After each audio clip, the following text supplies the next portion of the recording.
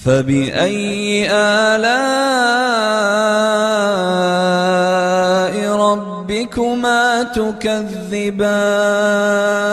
السلام عليكم ورحمة الله وبركاته. Alhamdulillahi Rabbil Alamin. Wassalatu wassalamu ala asyrafil anbiya'i wal mursalin Nabiina Muhammad wa ala alihi wa sahbihi ajma'in. Asyhadu an la ilaha illallah wahdahu la syarika lah wa asyhadu anna Muhammadan abduhu wa rasuluhu alladzi la nabiyya ba'dahu amma ba'd. Bapak Ibu yang dimuliakan Allah Subhanahu wa taala, kita sudah lama sekali gitu ya tidak pernah mengadakan majelis barangkali di sini. Ini saya juga pertama kali bertemu lagi dengan Bapak Ibu. Saya ucapkan taqabbalallah minna wa minkum minal aidin wal faizin kullu am wa antum bi khairin. Mohon maaf lahir dan batin. Tentu saya sudah lama berinteraksi dengan Bapak Ibu, banyak kekhilafan yang baik disengaja ataupun tidak disengaja, khususnya untuk Pak Ustadz Bagus, Ibu Nia, dan ibu-ibu yang dulu sering bermajelis sama-sama, juga bapak-bapak, mohon dimaafkan kalau ada kekhilafan atau kesalahan. Dalam kesempatan pagi ini kita akan sama-sama, saya akan membacakan tafsir surat Ar-Rahman. Kemarin kan Al-Waqi'ah, nah sekarang kita coba Ar-Rahman. Surat Ar-Rahman itu disebut Arusul Quran, pengantinnya Al-Quran gitu. Pengantin Al-Quran, karena memang indah. Kalau Bapak Ibu dengar surat Ar-Rahman itu kan enak dibaca, itu apa, indah sekali gitu.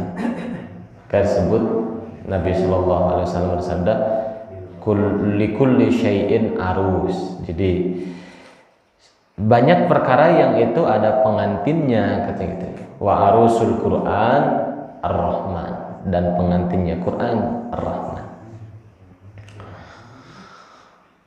Diawali dengan firman Allah, A'udzu billahi minasyaitonir rajim. Bismillahirrahmanirrahim. Ar-Rahman. Ar-Rahman, jadi Allah yang memberikan nikmat yang luas, baik kepada mukmin, kepada kafir, kepada saleh, kepada thaleh, kepada taat, kepada maksiat, semua dikasih nikmat gitu. Manusia, binatang, tumbuhan kasih Ar-Rahman.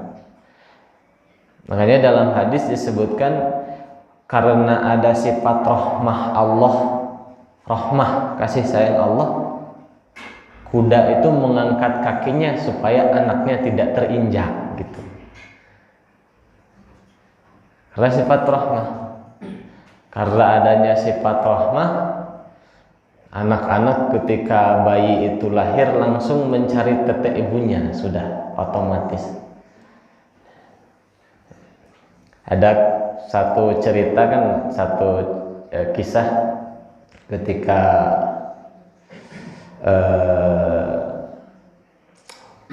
Nabi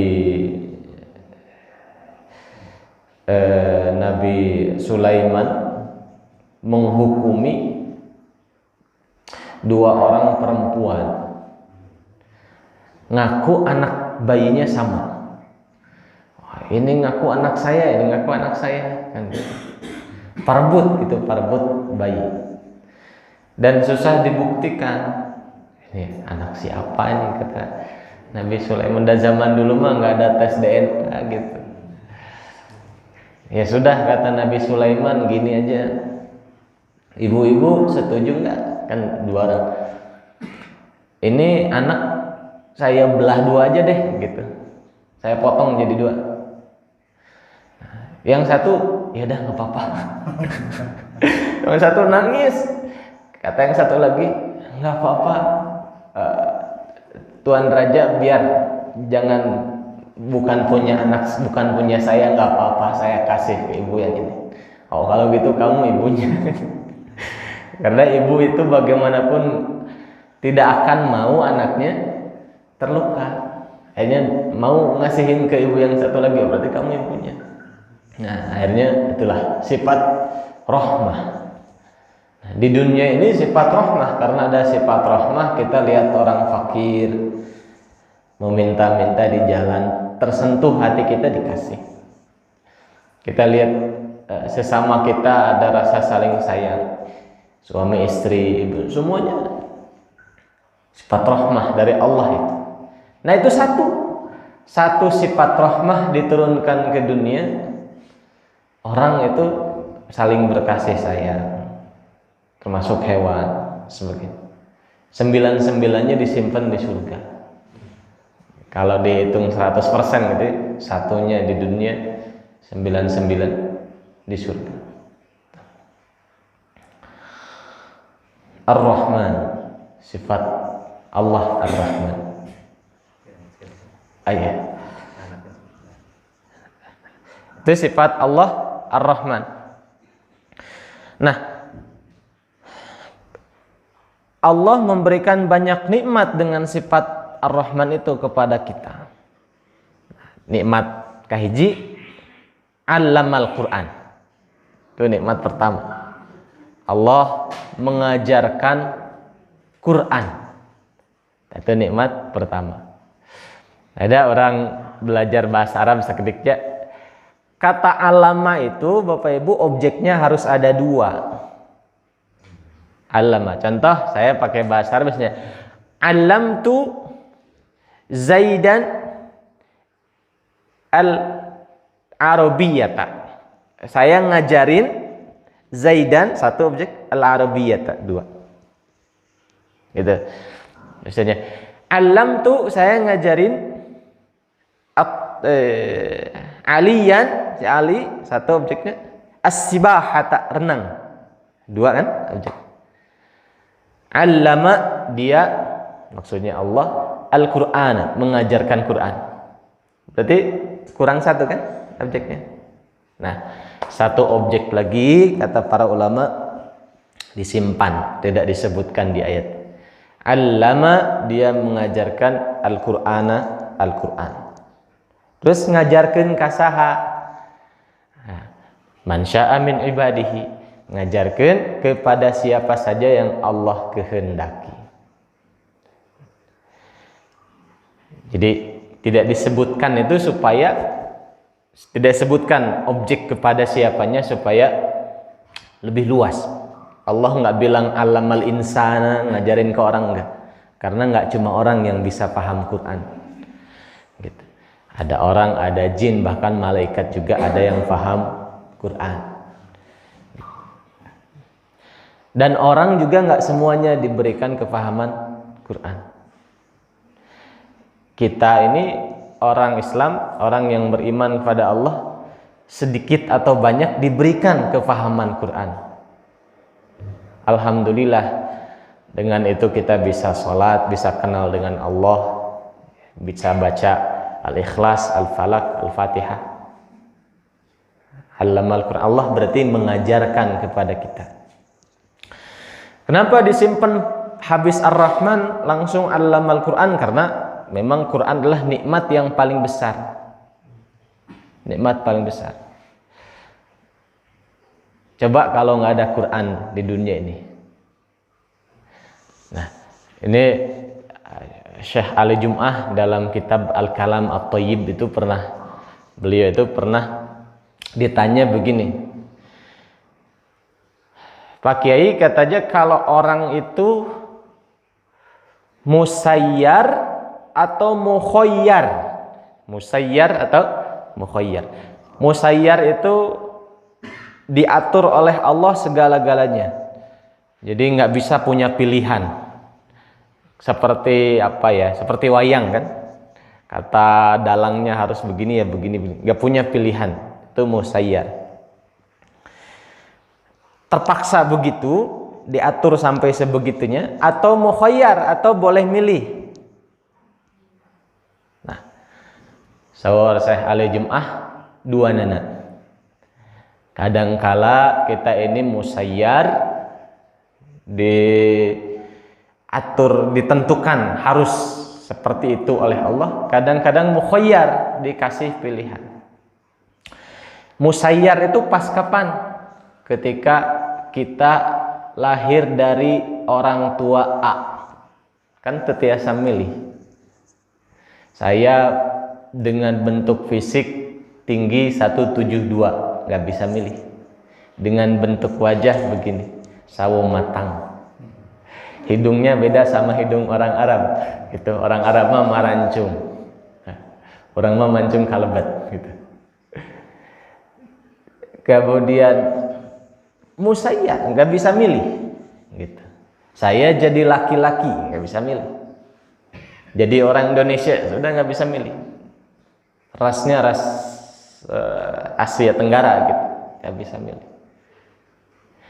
Tapi di sisi lain mukhayyar, bisa milih dalam hal apa? Dalam hal kita mau Islam apa mau kafir. Kan milih itu mah. Kita mau ibadah apa enggak? Kita milih. Kita mau usaha cari rezeki apa enggak? Itu milih. Dalam perkara yang musayyar, yang tidak bisa milih, enggak ada hisabnya. Pangembung abdi kieu moal dihisab ke Allah gitu. Nah, henteu mancung siga orang Arabnya, kan moal. Gitu. Nah, henteu siga aderai gitu, ageng gitu, moal dihisab.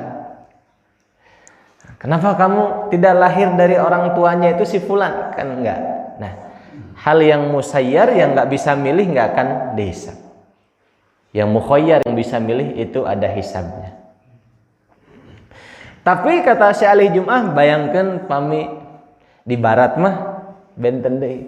Karena dia punya kesombongan mengatakan bahwa manusia itu punya kemampuan bisa memilih segala-galanya, melakukan apapun.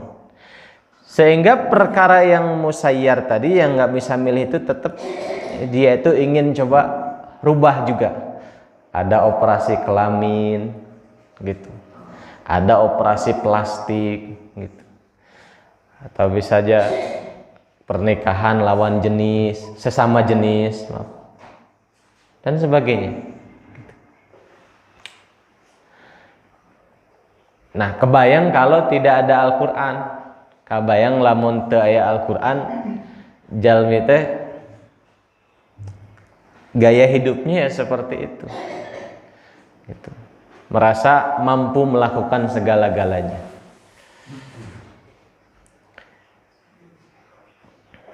Gitu. Makanya nikmat pertama itu Allamal Quran, Allah mengajarkan kepada manusia Al-Quran. Kemudian berikutnya khalaqa, dia menciptakan al-insana, manusia. Ini nikmat yang kedua. Orang dijantankan jantan jalmi, jadi manusia.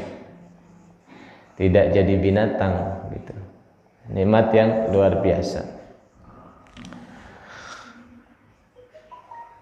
Tentu saja di dalam Al-Quran Allah sudah jelaskan fi ahsani taqwim, dalam bentuk yang terbaik. Kita ini sudah dalam bentuk yang terbaik. Postur yang bagus, kemudian wajah tidak sama, suara tidak sama.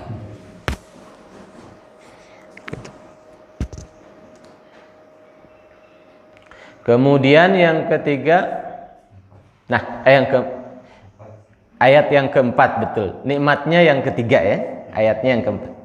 Nah, kata Imam Jarnuji ini di dalam Ta'limul Muta'alim, apa keistimewaan manusia gitu. Kata Imam Jarnuji, faddalallahu bani adama bil ilmi wal amali. Keistimewaan kita itu punya ilmu, punya amal. Itu istimewanya manusia. Lamun dibandingkan orang fisik, misalnya kekuatan kita, gajah ge ditincak lumayan gitu, bisa meninggal, kalah. Makanya orang zaman dulu itu orang Arab dulu senjatanya kalau perang itu pakai gajah, impor tapi dari Afrika. Nah, kalau bandingkan fisik sama gajah sudah kalah. Kalau bandingkan keberanian sama singa sudah kalah. Bahkan kata Imam Ghazali, kalau dibandingkan, mohon maaf, kemampuan berhubungan badan itu katanya burung pipit lebih banyak dari manusia kemampuannya. Tapi kalau dibandingkan dengan ilmu, cuma manusia yang punya. Termasuk malaikat juga enggak. Wa 'allama Adam al-asma'a kullaha tsumma 'aradahum 'alal malaikati faqala ambiuni, kata Allah. Sok malaikat sebutkeunlah naon-naon anu diajarkeun ka Nabi Adam bi asma'i haula'i, nama-nama itu semua sebutkan. In kuntum shadiqin, kalau kamu benar protes sama aku, kata Allah. Maka kata malaikat, subhanaka la ilma lana illa ma 'allamtana. Jadi ilmu mah malaikat juga enggak, bukan keistimewaannya. Makanya kata Imam Ghazali, kalau kita pengen jadi orang yang istimewa, yang menjadi ciri khas beda sama makhluk yang lain, maka belajar banyak-banyak, nambah ilmu, karena itu yang jadi pembeda manusia dan bukan manusia. Tentu saja terlebih ilmu yang bermanfaat untuk akhirat kita. Nah, khalaqal insan, Allah ciptakan kita manusia, itu keistimewaannya punya ilmu. Nya pami di tapakuran mah domba ti 1000 tahun kapangker di kaina nya kitu we gitu.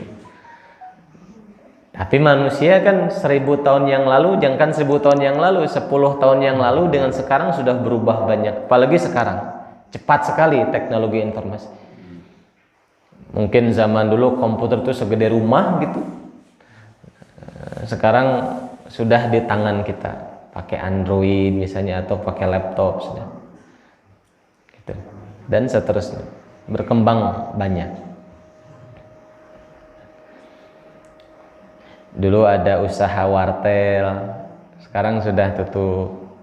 Usaha warnet sudah tutup. Jadi berkembang terus. Karena aja kita apabila ada profesi apapun gitu, kita perlu terus kembangkan. Karena ya berkembang terus ilmu itu. Terus yang nikmat yang pertama tadi ngajarin Quran, nikmat yang kedua menciptakan kita manusia, nikmat yang ketiga allama, Allah mengajarkan kepada manusia al-bayan. Al-bayan yakni an-nutq, kemampuan berbicara. Nah, ini juga keistimewaan bangsa manusia. Bayan itu secara bahasa jelas. Jadi maksudnya menurut para mufassir, al-bayan itu kemampuan untuk mengekspresikan apa yang terbetik di dalam hatinya, namanya al-bayan. Salah satunya bicara. Nah, dengan kita bisa bicara, kemudian apa yang ada dalam hati kita kan bisa terungkap. Ini saya pengen ini gitu. Muncullah bahasa. Itu kan luar biasa bahasa itu. Cuma ada pada manusia. Kalau hewan kan nggak bisa berbahasa. Tapi kalau kita bisa. Dan bahasanya juga sudah jumlahnya ada banyak sekali. Gitu. Kemampuan berbahasa, juga kemampuan menulis. Nah, itu pun bentuk ekspresi.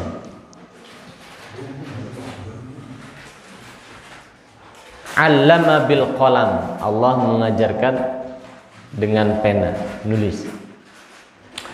Nulis itu kan ucapan kita digambar. Aslinya awalnya gitu, ucapan kita dibikin bentuk gambar yang bisa dipahami awalnya gitu. Lama-lama gambarnya dibikin simpel jadi tulisan seperti kita sekarang. Nah, dengan adanya tulisan, karya-karya orang terdahulu yang sudah wafat dapat tersimpan, dapat dipelajari oleh orang kemudian, orang sekarang. Itu hebatnya manusia, bisa bicara, apa yang ada dalam hatinya diungkapkan, bisa nulis apa yang ada dalam hatinya diungkapkan. Bahkan ada hadis begini, naumul alimi afdalu min ibadatil jahili.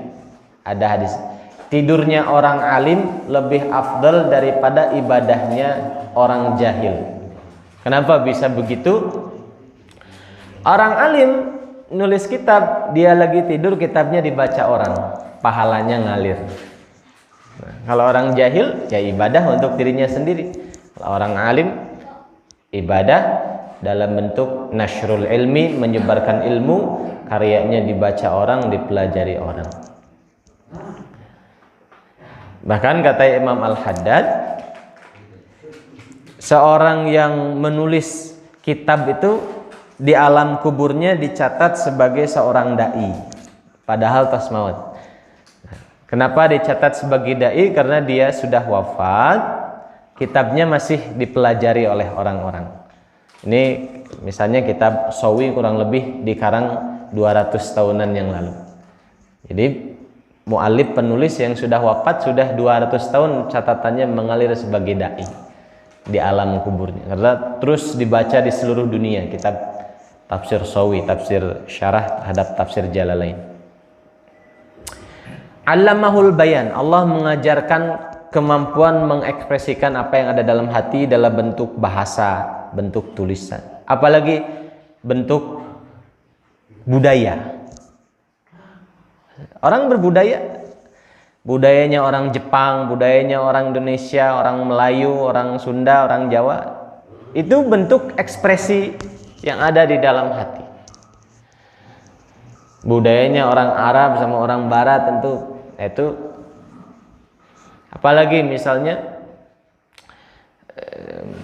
termasuk musik juga ekspresi hati. Nah, kalau misalnya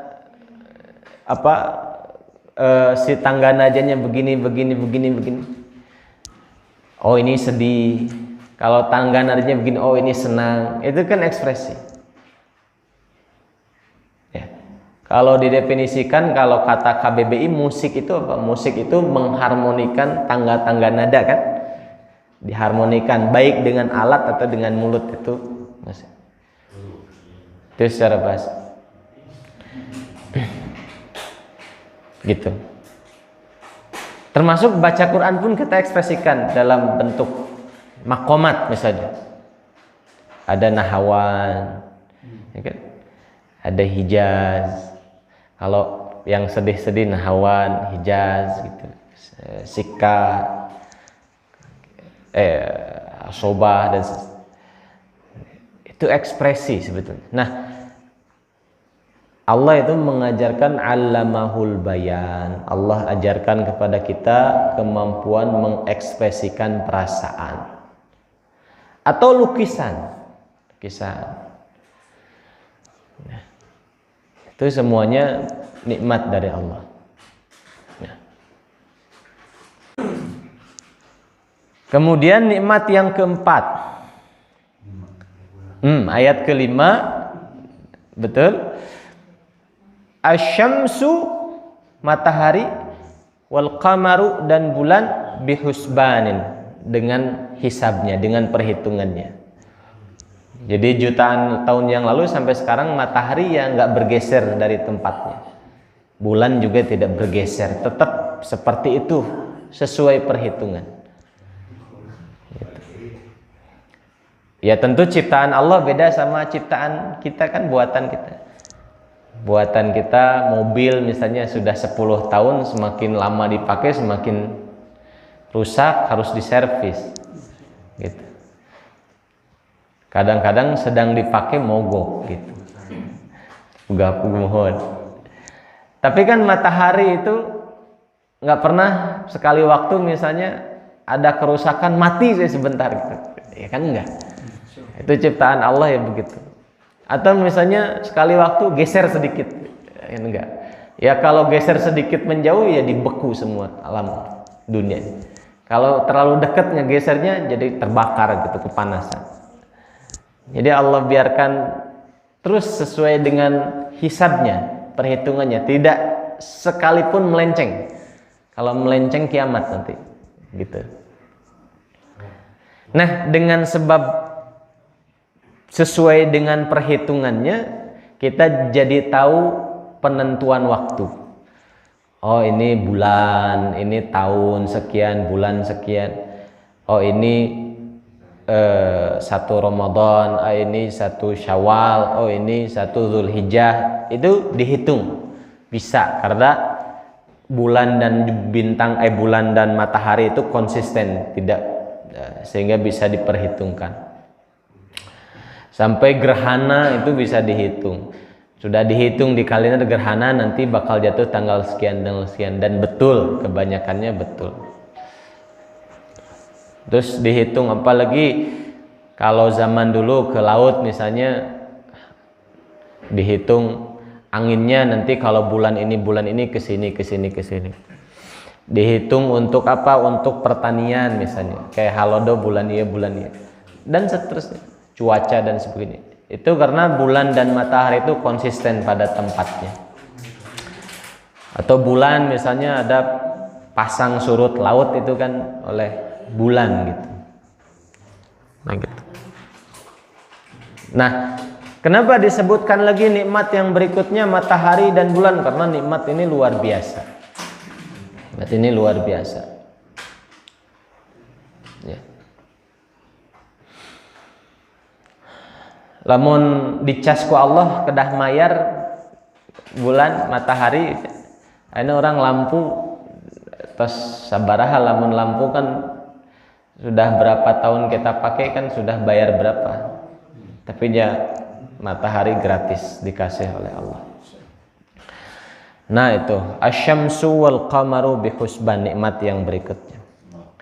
Nikmat yang berikutnya wan najmu. Najmu di sini bukan bintang ya. Jadi apa maknanya? Bukan bintang ya. Ini malasaqalahu minan nabat. Najmu itu tumbuhan yang tidak ada batang kokohnya. Seperti misalnya sirih, kan sirih merambat, batangnya itu enggak kokoh begitu. Atau tumbuhan apalagi yang enggak ada batang kokohnya namanya an-najmu. Anggur itu. Ya, rerumputan dan sebagainya. Wasyajaru, dan pohon. Kalau pohon itu yang ada batangnya, pohon. Wan najmu wasyajaru yasjudan, dua-duanya tunduk kepada Allah. Tunduk kepada aturan Allah. Orang melak bontengnya jadinya naon? Ya bonteng gitu. Kalau tidak teratur gitu, ya orang pelakon buah jadi we durian gitu. Kan orang jadi nggak bisa menentukan itu kumaha melaku itu para rugu, nggak bisa. Tapi karena sudah tunduk pada aturan Allah, biji nangka ya jadi nangka. Kita nanam mangga misalnya, ya kalau mangganya mangga gedong ya nggak jadi mangga golek, gitu. Nggak jadi harum manis. Sudah ada berapa macam mangga? Banyak. Gitu. Padahal kalau dipikir dari sesuatu yang keras tidak ada rasanya, tapi sudah jadi pohon ada buahnya manis, manisnya juga macam-macam. Ini manisnya begini, manisnya begini. Itulah nikmat dari Allah Subhanahu wa Ta'ala.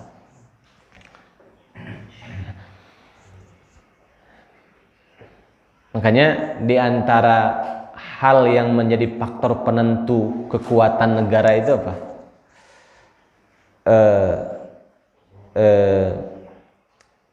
Pangan, ya kan? Bahan pangan.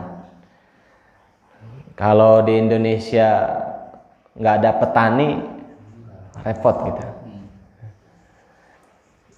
Masa impor terus beras? Ada petani aja impor, apalagi nggak ada, gitu. Ya, karena memang kalau itu masalah pengelolaan negara ya. Coba Bayangkan kalau nggak ada itu gitu. Karena semua bahan makanan itu dari alam, dari tumbuhan gitu. Nah gitu. Kemudian apalagi nikmat berikutnya, was-samaa, dan langit. Rafa'a, Allah telah meninggikan. Langit tersebut Allah tinggikan. Kalau di surat Al-Mulk apa? Hal tara min futur. Farji'il basara karrataini hal tara min futur. Coba lihat langit, katanya sekali lagi berkali-kali. Itu langit, hal tara min futur. Kamu lihat ada retaknya enggak? Nah, gitu. Kan enggak ada retaknya. Dia menaungi kita dari panas matahari. Terus juga enggak ada tiangnya gitu kan. Biduni, dalam Quran biduni amadin, enggak ada tiangnya. Itu Masya Allah tabarakallah nikmat yang berikutnya. Nah, dari langit bisa turun hujan dan sebagainya. Dari langit turun hujan, kalau tanahnya subur jadi tumbuh-tumbuhan. Tong bujeng anu dipelak, kadang-kadang anu teu dipelak oge janten kan, tumbuh-tumbuhan. Karena tanahnya memang subur gitu. Seperti di Indonesia lah, tanahnya subur. Ada juga hujan turun ke tanah yang tidak subur, tetapi tanah itu punya kontur yang bisa menampung air. Itu jenis tanah kedua. Jadi danau, jadi lembah, wadi, jadi danau, jadi tempat yang bisa dimanfaatkan airnya, diminum orang, diminum binatang. Ada tanah dikasih hujan nggak jadi apa-apa, gersang sudah.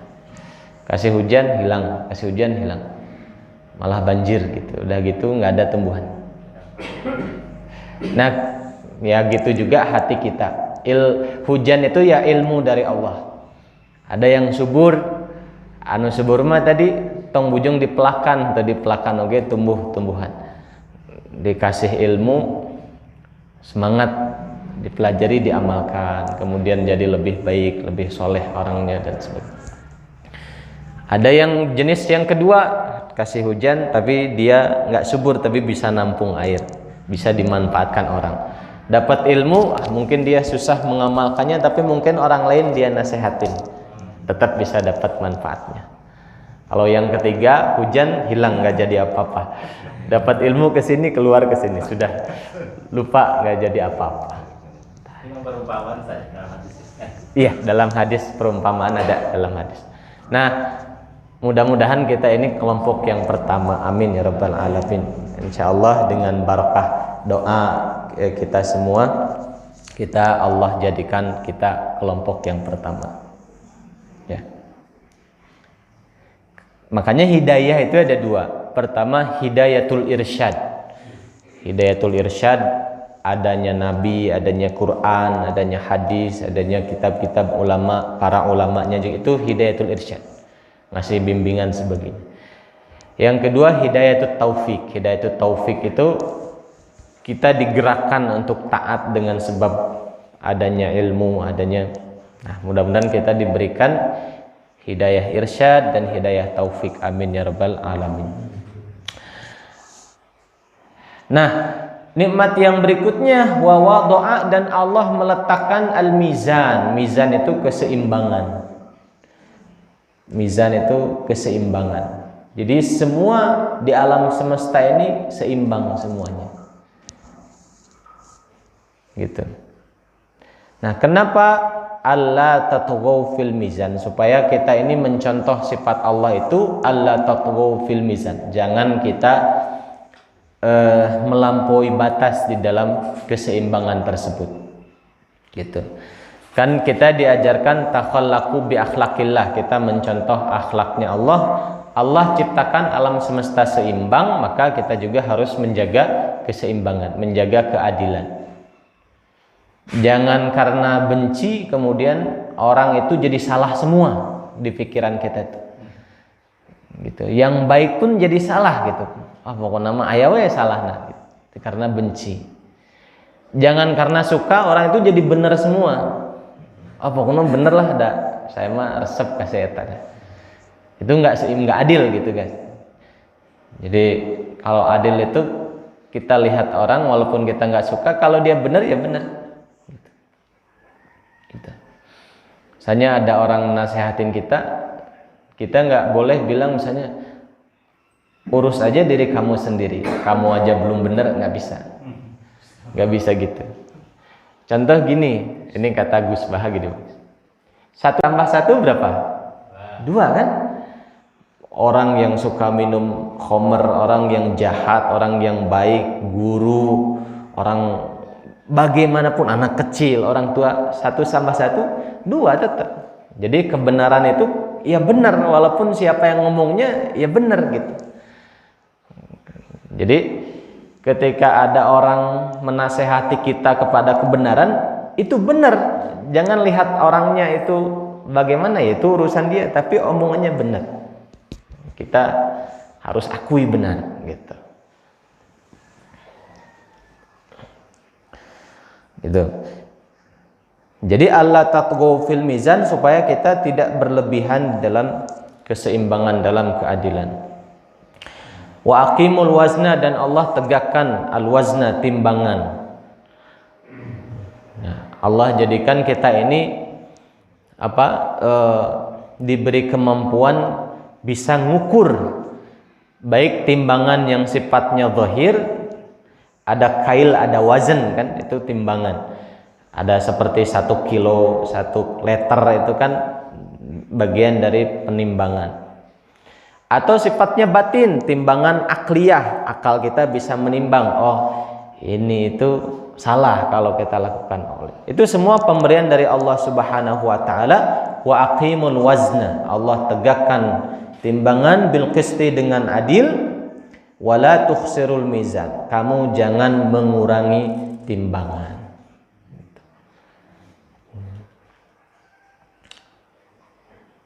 Terus wal arda, dan bumi, wada'aha, Allah membentangkannya lil anam, untuk makhluk. Anam yakni lil khalqi, untuk makhluk, baik manusia, jin dan sebagainya. Fiha, di bumi itu, fakihatun, ada buah-buahan. Wan nakhlu, dan pohon korma, zatul akmam, yang memiliki akmam. Akmam itu dari kum itu kalau mau jadi korma kan ada kembangnya dulu, itu namanya akmam atau kafur. Itu di zaman Nabi, dalam hadis disebutkan ketika putri beliau wafat, beliau bilang ke sahabiah, mandikan dia, salah satu airnya campur sama bunga-bunga korma itu, untuk antiseptik, ditambah sidir bidara, daun bidara. Kalau sekarang bisa pakai sabun, bisa pakai kamper gitu, bisa. Nah, fiha fakihatun, ada buah-buahan, nikmat berikutnya. Wan nakhlu, kebun korma. Kalau kormanya 1, nakhlah, ada tak marbutah. Kalau kebun korma nakhl, nggak ada tak marbutah. Pohon itu kalau 1 syajarah, kalau banyak syajar, nggak ada tak marbutahnya. Syajarah, syajar. Nakhlah, nakhl. Zatul akman, kemudian wal habbu, biji-bijian. Dzul asfi, yang memiliki dedaunan. Warraihan, wal habbu, dan biji-bijian, ada kacang-kacangan, ada biji-bijian, termasuk gandum, termasuk beras, itu masuk biji-bijian. Dzul asfi warraihan, juga ada tumbuhan yang memiliki dedaunan, warraihan, dan memiliki wangi-wangian. Itu semua nikmat dari Allah Subhanahu wa taala. Baik, Sampai di sini dulu, insya Allah ke depan kita akan melanjutkan kembali. Mungkin ada yang akan menambahkan atau mengoreksi, silahkan. Izin bertanya, Ustaz. Mangga. Tadi dijelaskan surat Ar-Rahman yang dalam Al-Quran, di dalam asma-husna yang siapa tahu asma-husna juga ada Rahman, ada Rahim. Nah, saya tanyakan kalau Ar-Rahim itu di Al-Quran tidak ada suratnya ya? Oh, nggak ada. Kalau cuma Ar-Rahim. Bisa gitu. Kalau Ar-Rahim itu disebutkan setiap awal surat. Sebagian ulama mengatakan setiap awal surat selalu ada Bismillahirrahmanirrahim, kecuali surat At-Taubah. At-Taubah nggak ada Bismillahnya. Itu ulama mengatakan seperti itu. Jadi setiap awal surat ada Bismillahnya.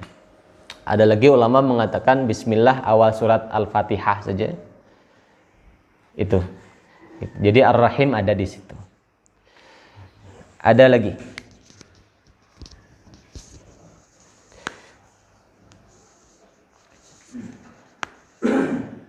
Cekap tak ya, Dik? Tak ya, Cak? Mangga. Ya, mangga. Mangga, Pak Ustaz.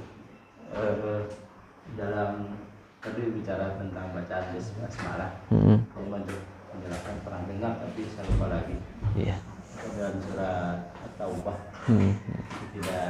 tidak ada diawali dengan basmalah. Iya. Saya pernah dengar surat lagi, mungkin bisa menjelaskan. Iya. At-Taubah kan tidak ada basmalah tadi. Iya. Iya. Memang seperti itu Nabi Shallallahu Alaihi Wasallam mengajarkan bacaan Al-Quran di surat At-Taubah tidak ada Bismillahnya, dan memang para ulama sependek pengetahuan saya tidak ada yang menganjurkan baca Bismillah dalam awal surat Baroah. Rasulullah tidak menjelaskan kenapa, tapi sebagian ulama kan ada juga yang mencari kira-kira hikmahnya apa. Sebagian mengatakan hikmahnya karena itu ayat-ayat tentang perang, gitu, tentang perang, tentang perjanjian apa di dalam peperangan dan sebagainya, sehingga tidak memakai Bismillah. Tapi yang diikhtilafkan kalau kita baca surat At-Taubah di tengah, maka Imam Ibnu Hajar mengatakan makruh baca Bismillah. Kalau Imam Romli mengatakan masih sunnah baca Bismillah. Gitu. Kita dikasih pilihan kalau dalam bacaan At-Taubah sudah masuk ke tengah. Kalau di awal kita langsung saja. Kalau tidak dijelaskan oleh Nabi, nggak ada penjelasan hikmahnya apa. Jadi langsung a'udzubillahi minasyaitonirrajim bara'atum dan nah seperti itu. Allahu a'lam. Ada lagi kan? Surat Ar-Rahman ini turunnya kenapa ya? Asbabun nuzul ya.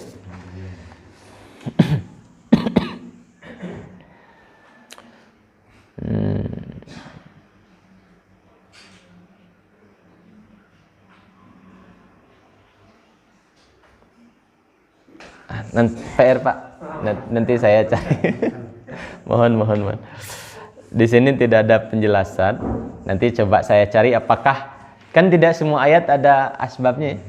Jadi ada yang ada asbabnya, ada yang enggak gitu. Langsung saja turun begitu. Iya. Jadi kalau kita baca kitab Asbabun Nuzul enggak semuanya. Jadi ayat segini sampai segini, ayat surat ini. Ya. Dan juga Asbabun Nuzul itu satu surat kadang-kadang diikhtilafkan karena sebab ini, karena sebab ini. Nanti coba saya cari apakah ini termasuk yang ada asbabnya atau langsung gitu. Jadi tidak semuanya ayat turun itu berkenaan dengan sebab tidak. Tidak sebab aja. Asbab dulu atau ayat dulu, Pak? Sampai ayat 10 ada asbab dulu. Oh iya, kalau di surat At-Taubah katanya ini ada asbabun nuzul. Ya, di dalam diriwayatkan Ibnu Abi Najih dari Mujahid di waktu Rasulullah ada perjanjian damai dengan orang musyrik. Isinya itu tidak akan perang antara Rasul dan kaum musyrik, dan kaum muslimin boleh melaksanakan haji juga tawaf.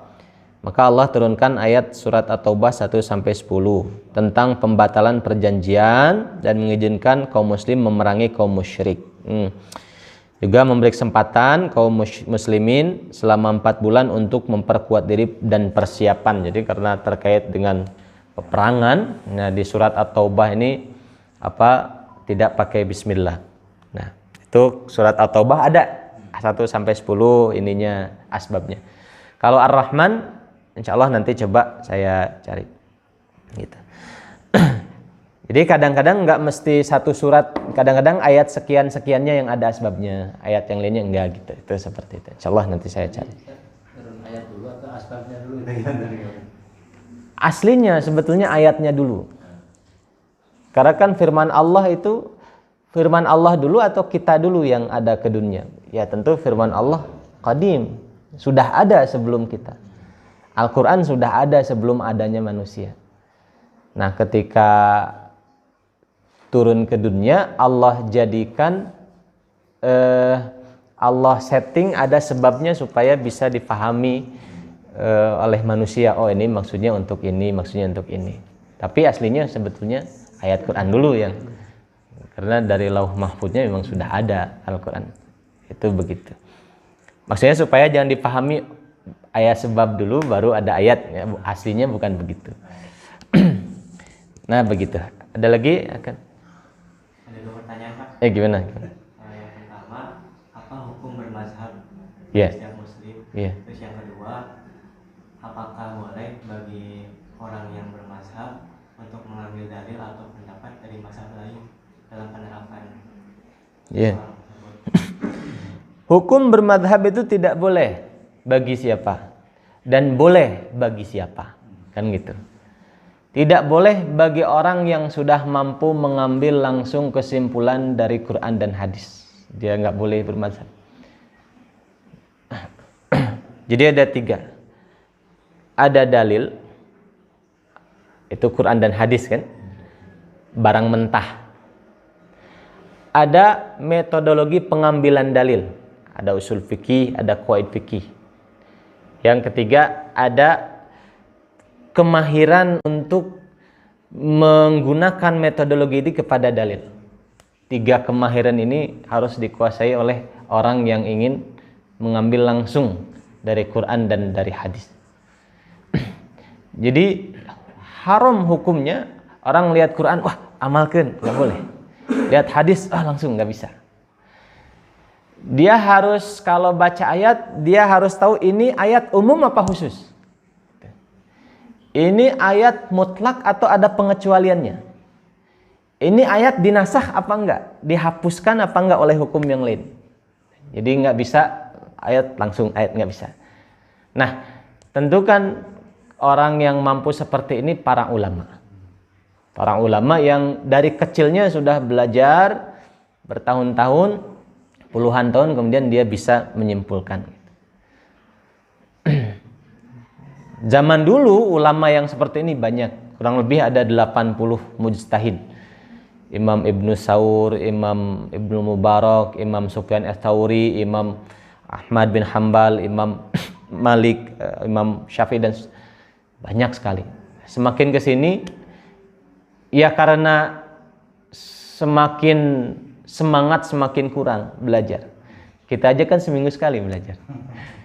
Kalau Imam Nawawi belajar sehari 12 guru datang dari 12 bidang ilmu yang berbeda. Ini saya pribadi nggak bisa seperti itu.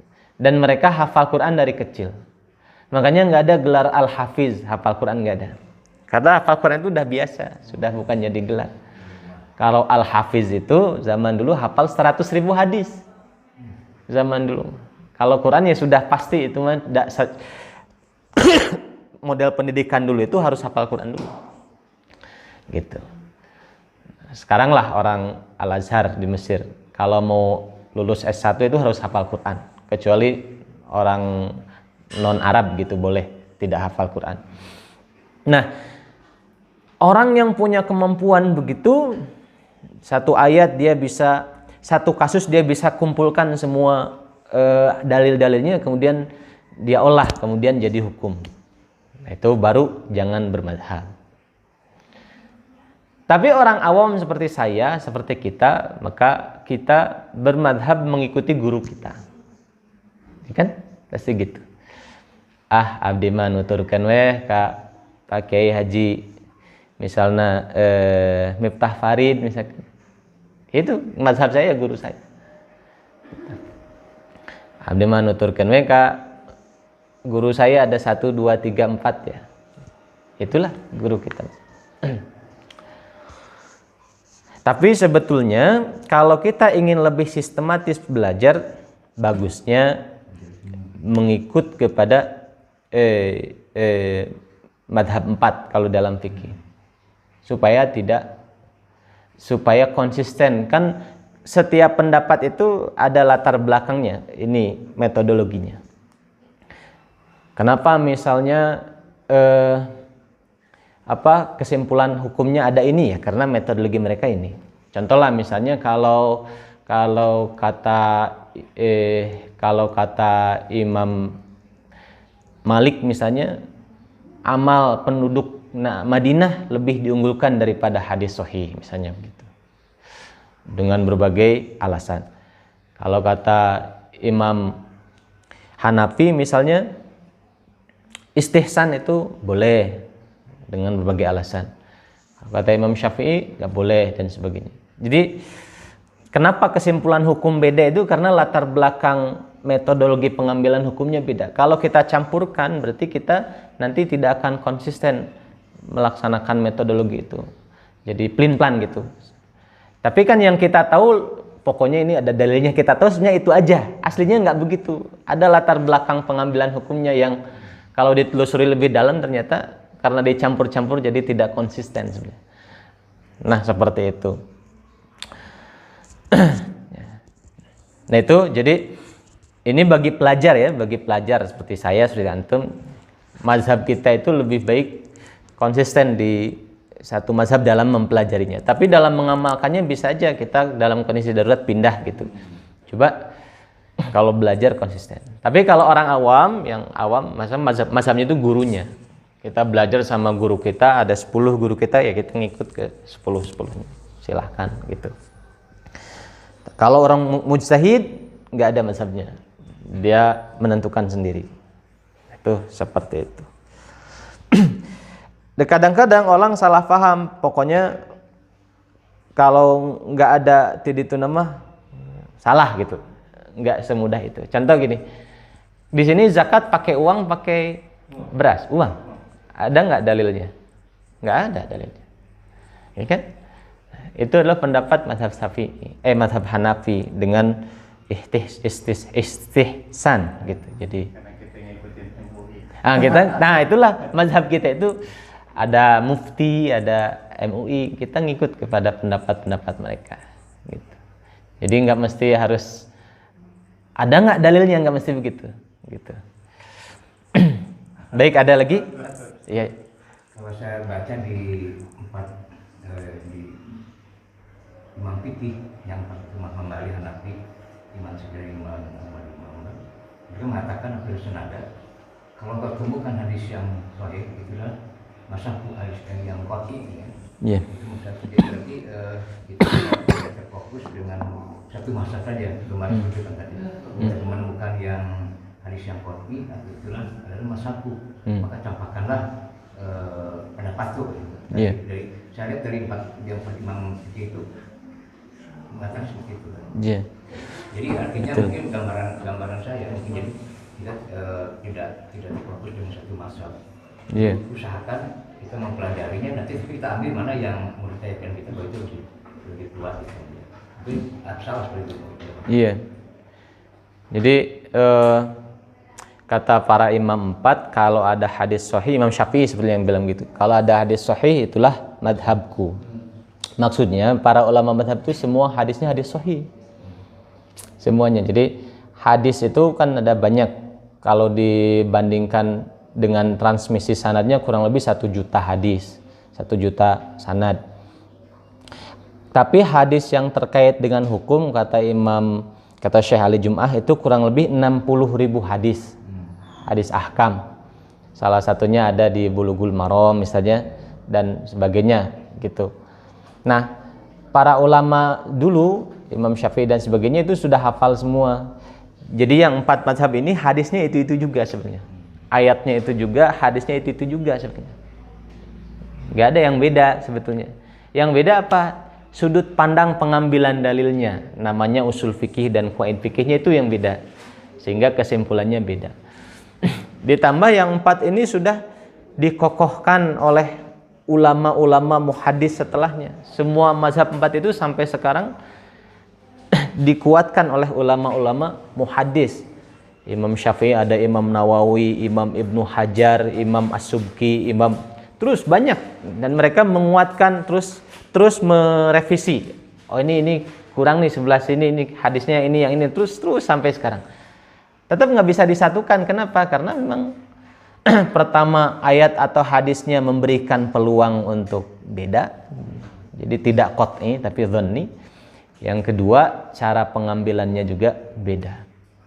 Itu jadi kalau ada ikhtilaf bukan karena dia tidak tahu hadis atau hadisnya dhaif, bukan. Tapi karena hadisnya sama tapi pengambilannya yang beda. Seperti tadi. Kenapa kalau Malikiyah itu Allahu Akbar gini, enggak begini? Karena kata Imam Malik, penduduk Madinah itu begitu. Walaupun ada hadis sahih enggak diambil. Itu lebih kuat nih kita. Kalau di Madinah, di Makkah betul saja, kita kalau pertama lihat kan kaget gitu. Karena kita membaca dari mazhab itu memang Hanafi beda lagi dengan Imam. Nah itu. Jadi ikhtilaf itu rahmah sebetulnya. Jangan dijadikan ikhtilaf itu perpecahan. Karena memang sudah, justru kalau semua orang harus sama, itu yang bikin perpecahan. Kenapa? Karena mustahil. Kita memaksakan sesuatu yang mustahil malah jadi rusak gitu kan. Semua orang di sini harus kunut semua misalnya gitu.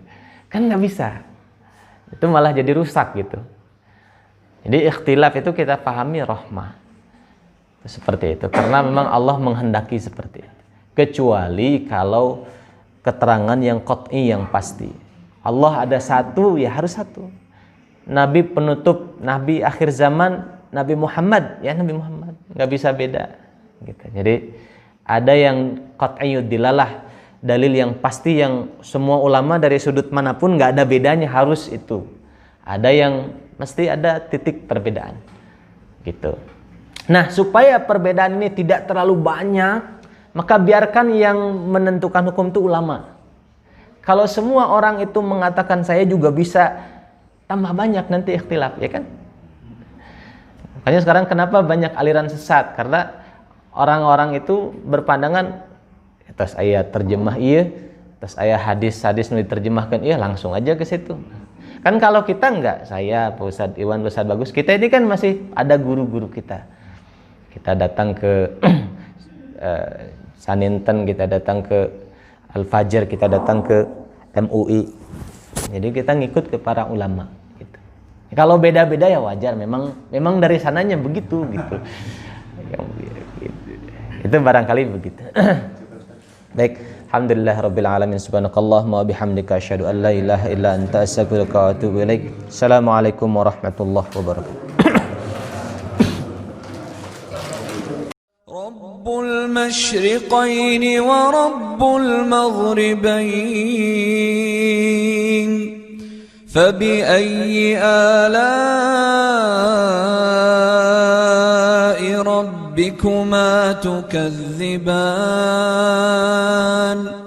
مرج البحرين